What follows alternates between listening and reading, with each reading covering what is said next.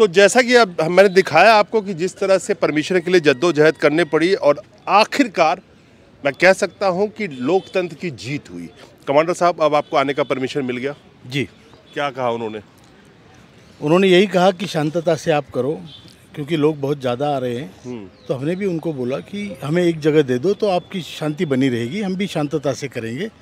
हमारा जो कल आमरण अनशन हुआ उसके डिटेंशन के बाद में लोगों में काफ़ी प्रचंड रोष है।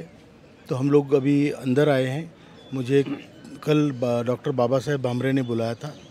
उन्होंने मुझे हाथ जोड़ के कहा कि आप अनशन वापस ले लो, क्योंकि बूढ़े लोग हैं और हम आपका काम करने में सक्षम हैं। हम आगे चल के बात करेंगे सबसे।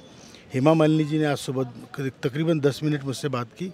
उन्होंने कहा, राउत जी आप अनशन वापस ले लो, मैं आपका काम, मैं आज प्रधानमंत्री से मिलती हूँ।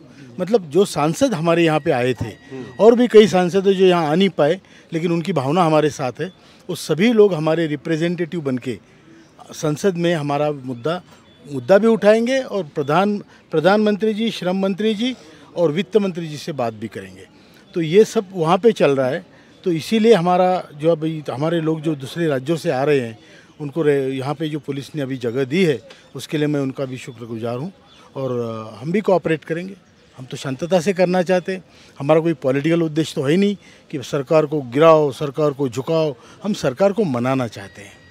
चलिए, ये एक ही मकसद एक ही है कि सरकार तक अपनी बात पहुंचाने के लिए जो भी विरोध का तरीका हो सकता है, लोकतांत्रिक तरीका, उस तरीके का इस्तेमाल करके, और खुद सेना में रहे हैं, नेवी से रिटायर्ड हैं कमांडर अशोक रावत, तो जानते हैं कि किस तरह से डिसिप्लिन वे में अपनी आवाज़ को उठाया जा सकता है।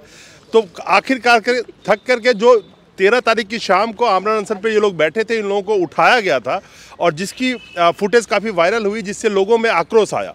डेमोक्रेसी में एक वोट की ताकत होती है और जो भी यहाँ पे इनके पास सांसद आ रहे हैं, चाहे मौजूदा सरकार ही क्यों ना हो, वो समझती है कि किस तरह से 75 लाख प्लस 8 करोड़ हम कर ले तो 10-12 करोड़ लोगों की ज़िंदगी जुड़ी पड़ी हुई है इस लड़ाई से, और मांग क्या रहे हैं, अपने ही पैसों को मांग रहे हैं। तो चलिए, आखिर सरकार को सद्बुद्धि इतनी आई कि इनको दोबारा परमिशन दिया कि आप बैठिए। हालांकि इन्होंने जैसा कहा कि आमरण अनशन जो कर रहे थे, इन बुजुर्गों की एज को देखते हुए, कोई 70 साल कोई 60 साल के जो लोग हैं उनको देखते हुए इनसे सिर्फ रिक्वेस्ट की गई है कि आमरण अनशन मत कीजिए, आप रिले अनशन कर सकते हैं, आप श्रृंखलाबद्ध अनशन पे बैठ सकते हैं।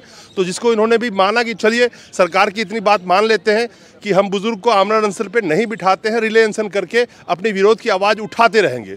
तो क्या ये माना जाए कि कहीं ना कहीं सरकार अब ये सोच रही है कि जो लोग इस अनशन धरने पे बैठे हैं, बुजुर्ग हैं, 60-60 साल 70-70 साल के लोग हैं, तो उनकी बातों को ज़रूर सुनना चाहिए और उनको न्याय मिलना चाहिए। अगर इन बुजुर्गों को न्याय नहीं मिलता है तो बहुत ही दुर्भाग्य की बात होगी इस देश में कि बुजुर्ग हमारे रोड पे कंटिन्यूअस विरोध करते रहें और अनशन करते रहें।